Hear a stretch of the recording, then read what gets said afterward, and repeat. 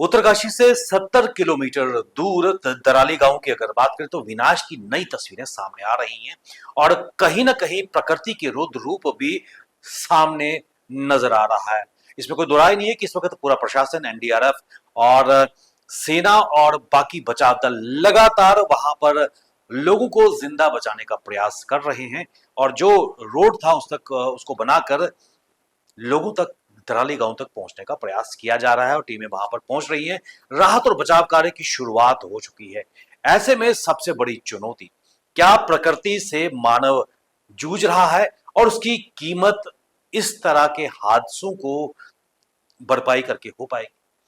दराली गांव एक बार फिर सुर्खियों में आ रहा है और खासकर उत्तराखंड की अगर बात करें, उत्तरकाशी की अगर बात करें, केदारनाथ की वो तबाही हम भूल नहीं पाए हैं और वर्ष 2021 में चमोली में जो तस्वीरें थी वो आज भी हम सबको बली बांधती याद है। और भारतवर्ष में सुनामी के बाद केदारनाथ में जो बड़ी तबाही हुई थी, लगातार जो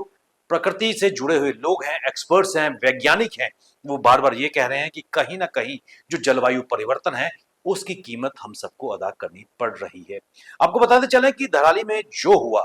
उसके पीछे क्या कारण थे और दराली में ये पहली बार इस तरह का मंजर देखने को नहीं मिला, लेकिन विडंबना यह है कि उस घटनाओं से शायद ही लोगों ने कुछ सीख ली होगी। आपको बताते चलें कि वर्ष 2023 में भी शीतगंगा नदी का जलस्तर बढ़ा था और तब जो रास्ता था वो भी बंद हो गया था और लोगों के घरों में पानी दाखिल हो गया था। लेकिन इससे कुछ साल पहले 2017-18 की अगर बात करें, तब भी एक तस्वीर सामने आई थी और क्षीर गंगा का लगातार जो बढ़ता जलस्तर था, दुकानों में पानी आ गया था, लोगों के घरों में पानी आ गया था और तब वहां से उबरने में 1 साल दराली के लोगों को लगा था। लेकिन शायद उन घटनाओं से सबक उत्तरकाशी, उत्तराखंड या फिर इस तरह से सटे गांव ने नहीं लिया और यही कारण है कि 2017-18, 2023 के बाद वर्ष 2025 में दराली में एक बड़ी घटना, प्राकृतिक आपदा सामने आई है। कई लोग कह रहे हैं कि ये एक क्लाउड बर्स्ट था और उसके बाद एक बार नहीं 2 बार पानी और मलबा वहां पर आया है। लेकिन अगर वाडिया भूविज्ञान केंद्र की अगर बात करें, जो लगातार इस तरह के जलवायु परिवर्तन और चीजों को देख रहा है, उनकी तरफ से एक बड़ी जानकारी साझा की गई है और पहले भी लोगों के डोमेन में थी।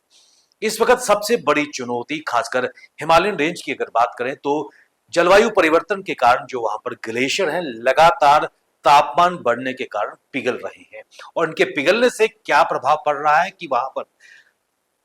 जो लेक्स बन रही हैं इन ग्लेशियर के पिघलने से, और जब ये ग्लेशियर्स लगातार पानी पिघल रहा है तो लेवल जब बढ़ जाता है या फिर प्रेशर इतना ज्यादा बन जाता है कि वो फ्लैश फ्लड्स की शक्ल में इन झीलों से पानी निकलकर सामने आता है। 1260 झीलें अपने आप में एक बहुत बड़ी प्राकृतिक जो चुनौती यहां पर नजर आई है जलवायु परिवर्तन के कारण। और विशेषज्ञों का यह मानना है कि इन 1260 झीलों में से 13 झीलें बेहद ही खतरनाक कैटेगरी में है और 5 झीलें ऐसी हैं जो कभी भी बड़ा आपदा ला सकती है और इनसे बचने के लिए कहीं ना कहीं जो रिवर्स का जो मार्ग है हमने छोटा कर दिया है, उसको बड़ा करने की आवश्यकता है। जलवायु परिवर्तन की जो दुष्परिणाम है उससे भी लोगों को सचेत करने की आवश्यकता है, क्योंकि हम सब जानते हैं कि केदारनाथ में जो तबाही देखने को मिली वो भी लगभग हैंगिंग ग्लेशियर्स की अगर बात करें या फिर जो लेक्स ग्लेशियर के पिघलने के कारण नजर आई हैं वो देखने को मिली है। और वर्ष 2021 में जो चमोली में प्राकृतिक आपदा देखने को मिली, विशेषज्ञों का यह मानना है कि वो हैंगिंग ग्लेशियर्स के कारण हुई है, यानी कि वो ग्लेशियर जो आहिस्ता आहिस्ता पिघल रहे थे और जब पानी के साथ ग्लेशियर आता है तो रास्ते में चाहे चट्टान है, पहाड़ है,